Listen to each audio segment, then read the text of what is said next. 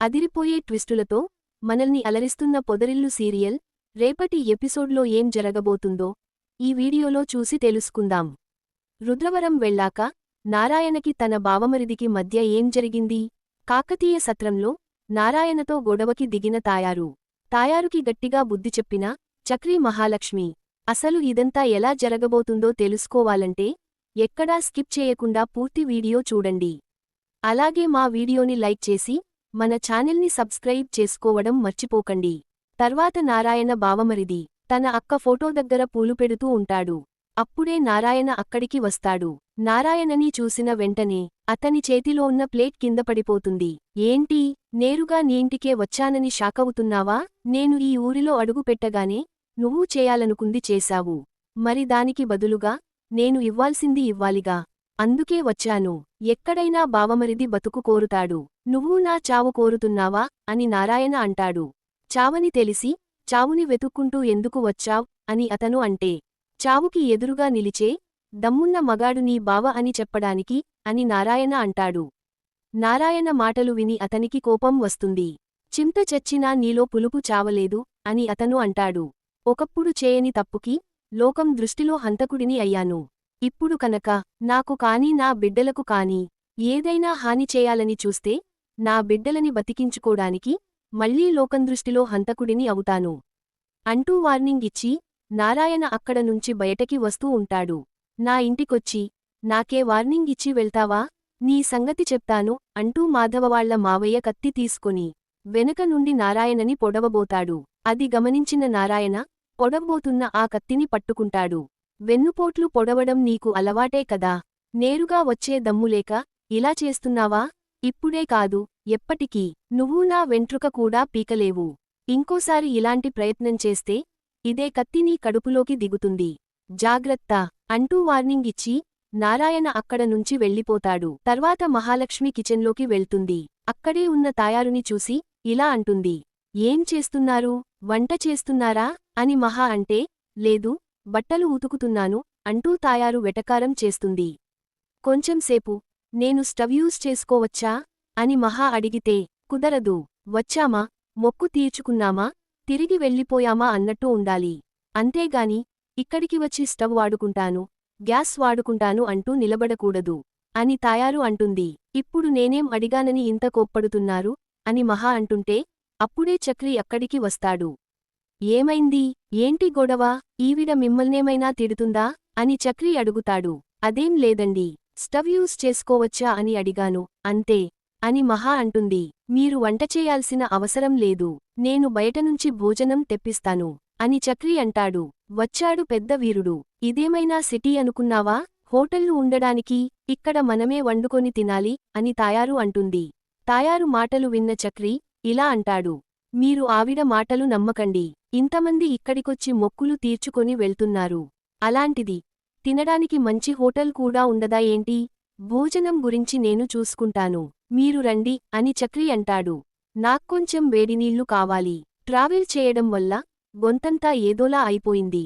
అందుకే stove use చేసుకోవచ్చా అని అడిగాను, కాని ఈవిడ కుదరదని చెప్తున్నారు అని మహా అంటుంది. వేడినీళ్లు లేవు, చన్నీళ్లు లేవు. మీరంతా ఇక్కడున్న పాత్రలు కూడా ముట్టుకోడానికి వీల్లేదు. మీరు ఇక్కడ ఉండడమే నాకిష్టం లేదు. అది చాలదన్నట్టు వేడినీళ్లు పెట్టుకుంటానని వస్తున్నావా అంటూ తాయారు మండిపడుతుంది. ఇప్పుడెందుకు మహాలక్ష్మిగారి మీద కోప్పడుతున్నావు? వేడినీళ్ల కోసం స్టవ్ అడిగింది, అది కూడా ఇవ్వలేవా నువ్వు అంటూ చక్రి తాయారు మీద అరుస్తాడు.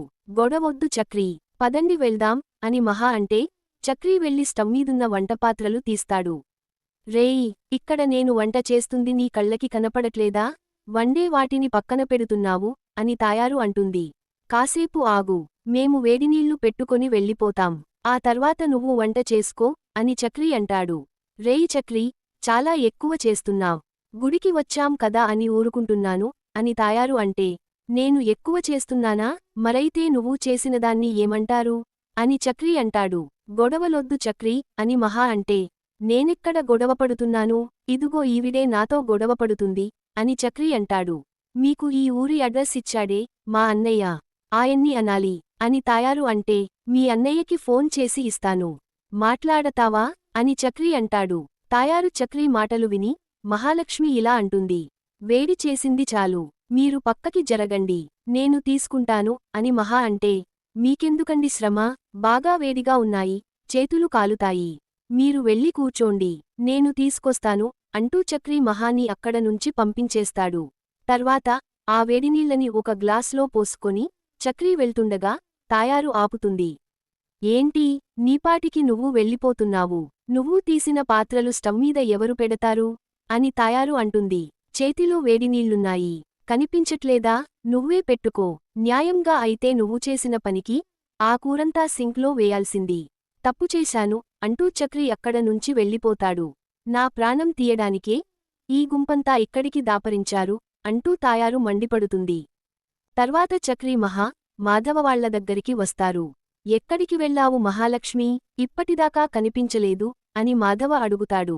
ఏం చెప్పమంటారు పెద్దీ, తాగడానికి వేడినీళ్ల కోసం కిచెన్లోకి వెళ్లాను.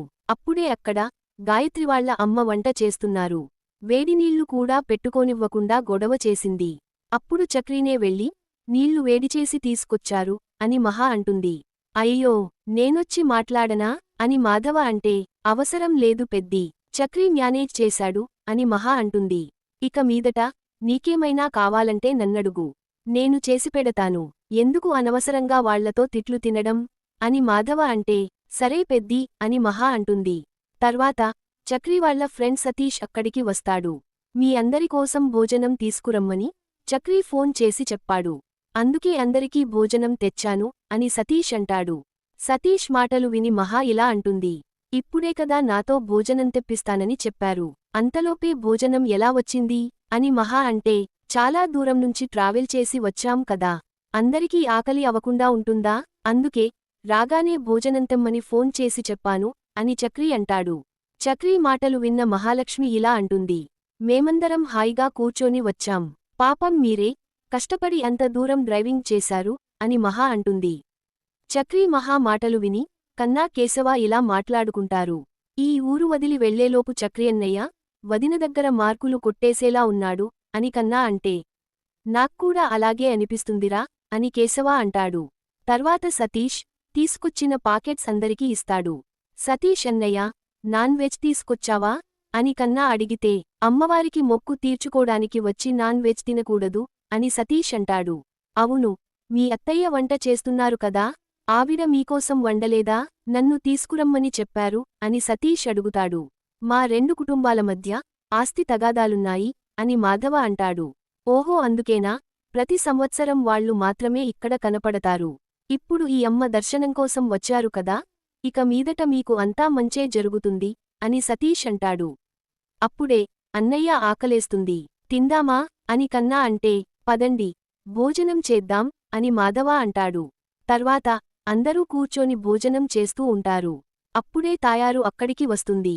తాయారుని చూసిన చక్రి ఇలా అంటాడు. ఎవరో ఈ ఊర్లో భోజనమే దొరకదని చెప్పారు, కాని ఈ భోజనం మాత్రం చాలా టేస్టీగా ఉంది అని చక్రి అంటాడు. చక్రి మాటలు విని తాయారు కోపంతో అక్కడ నుంచి వెళ్ళిపోతుంది. తర్వాత నారాయణ బాగా తాగి ఊరి జనాన్ని వెంటపెట్టుకొని అక్కడికి వస్తాడు. ఈ సత్రంలోనే మేము దిగాము, లోపలికి రండి అంటూ నారాయణ వాళ్లని పిలుస్తాడు. చాలా రోజుల తర్వాత నిన్ను కలిసామన్న సంతోషంలో ఫుల్గా తాగాను. త్వరగా ఇంటికి వెళ్ళకపోతే నా భార్య తిట్లదండకం మొదలుపెడుతుంది అని వాళ్లలో ఒకరు అంటారు. పెళ్ళాన్ని చూసి భయపడకూడదు, నన్ను చూడు ఎంత జాలీగా ఉన్నానో, రా ఇద్దరం కలిసి డాన్స్ చేద్దాం అంటూ నారాయణ వాళ్ల ఫ్రెండ్స్తో డాన్స్ చేస్తాడు. ఇదంతా మాధవ వాళ్లు చూస్తూ ఉంటారు. నాన్నా, ముందు ఆ డాన్స్ ఆపండి అని మాధవ అంటే, ఇదుగో నారాయణ, వీళ్లంతా ఎవరు అని నారాయణ ఫ్రెండ్స్ అడుగుతారు.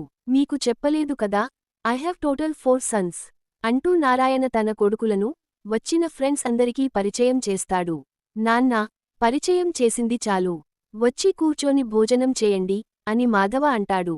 స్టాప్ ఇట్ మై సన్, చాలా రోజుల తర్వాత నా ఫ్రెండ్స్ని కలిశాను, అంతే కదరా, చెప్పండి వీళ్లకి అని నారాయణ అంటుండగా అప్పుడే తాయారు అక్కడికి వస్తుంది. ఏంటిక్కడ గొడవ అని తాయారు అంటే, ఎవరిదా గొంతు అని నారాయణ వెనక్కి తిరుగుతాడు.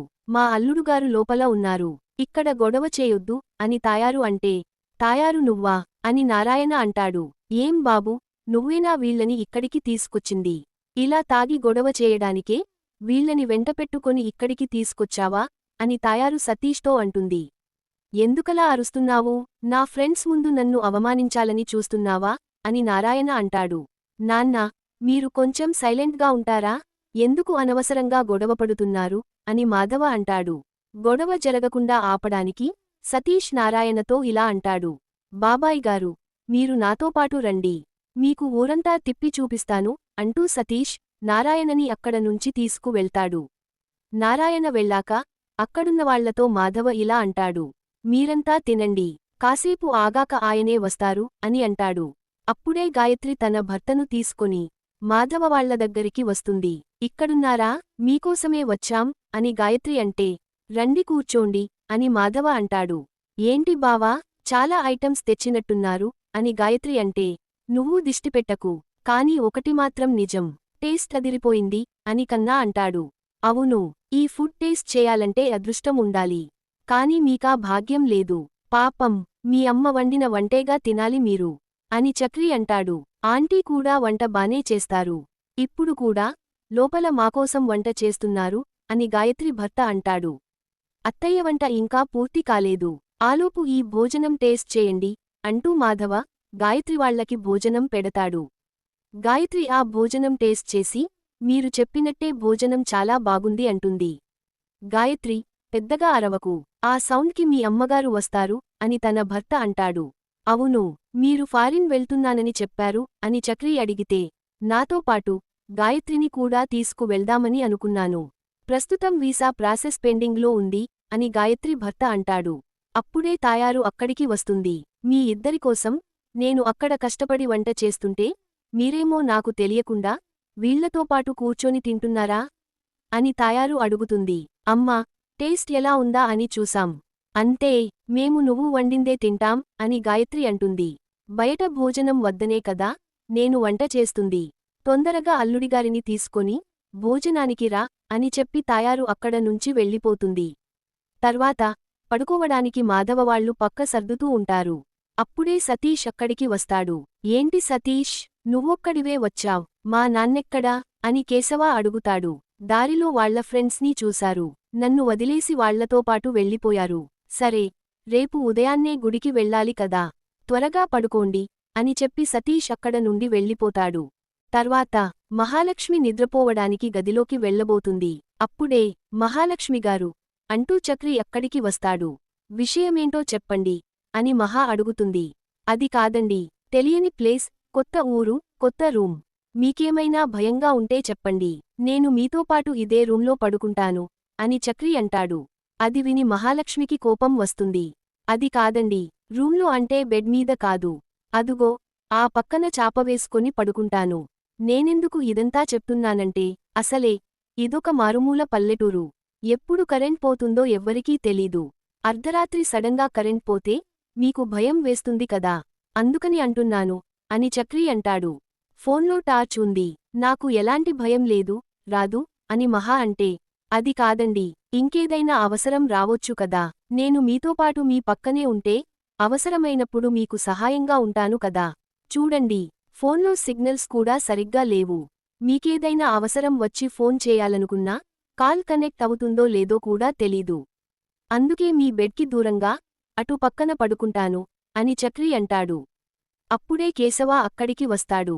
మనీషా మీతోపాటు మీ రూంలో ఉండడానికి మీకు ఓకేనా అని అన్నయ్య అడగమని చెప్పాడు అని కేశవ అనగానే, ఓరేయ్ కేశవ, నా ఆశల మీద నీళ్లు చల్లకురా అని చక్రి మైండ్ వాయిస్లో అనుకుంటాడు. కేశవ మాటలు విన్న మహాలక్ష్మి ఇలా అంటుంది. అవును కదా, మనతోపాటు మనీషా ఉందిగా ఇక్కడ, నేను తన సంగతే మర్చిపోయాను. నేను మనీషా ఇద్దరం ఇదే రూంలో పడుకుంటాం అని మహా అనగానే, సరే అండి, మీరు లోపలికి వెళ్ళి తలుపేసుకోండి అని కేశవ అనగానే మహాలక్ష్మి గదిలోకి వెళ్ళిపోతుంది. నువ్వు పదరా ఇక్కడ నుంచి అంటూ కేశవ చక్రీని అక్కడ నుంచి తీసుకువెళ్తాడు. వదులురా నన్ను, నువ్వు రావడం కొంచెం లేటయి ఉంటే ఈపాటికి నేను మహాలక్ష్మి రూంలో పడుకొని ఉండేవాడిని. మనీషా ఆ చిన్న రూంలో పడుకునేది. ఎందుకురా ఇలా చేశావ్ అని చక్రి అడుగుతాడు. నేను రావడం కొంచెం లేటయుంటే తనతో దెబ్బలు తినేవాడివి. అయ్యో పాపం అని మధ్యలో వచ్చి అక్కడ నుంచి తీసుకొచ్చాను అని కేశవ అంటాడు. నీకు నా మీద అసూయరా, అందుకే ఇలా చేశావ్ అని చక్రి అంటాడు. ఎవరికీ నాకా? అది నీ మీద తొక్కెం కాదు. పో, వెళ్ళి తనతోపాటు అదే రూంలో ఉండు అని కేశవ అంటే. అంతా చెడగొట్టావు కదా, ఇంకెక్కడికి వెళ్ళేది అని చక్రి అంటాడు. చక్రి కేశవ గుసగుసలాడుకోవడం చూసి మాధవ ఇలా అంటాడు. రేయ్, అక్కడేం చేస్తున్నారు, రండి వచ్చి పడుకోండి అంటూ మాధవ పిలుస్తాడు. అప్పుడే మనీషా అక్కడికి వస్తుంది. మనీషా, నువ్వెళ్ళి మహాలక్ష్మితోపాటు తన రూంలో పడుకో అని మాధవ అంటాడు. అప్పుడే మహా అక్కడికి వస్తుంది. రా మనీషా, మనిద్దరం ఆ రూంలో పడుకుందాం అంటూ మహాలక్ష్మి మనీషాని తనతోపాటు తీసుకు వెళ్తుంది. అయ్యో, వెళ్ళిపోతుందే అనుకుంటూ చక్రి ఫీల్ అవుతాడు.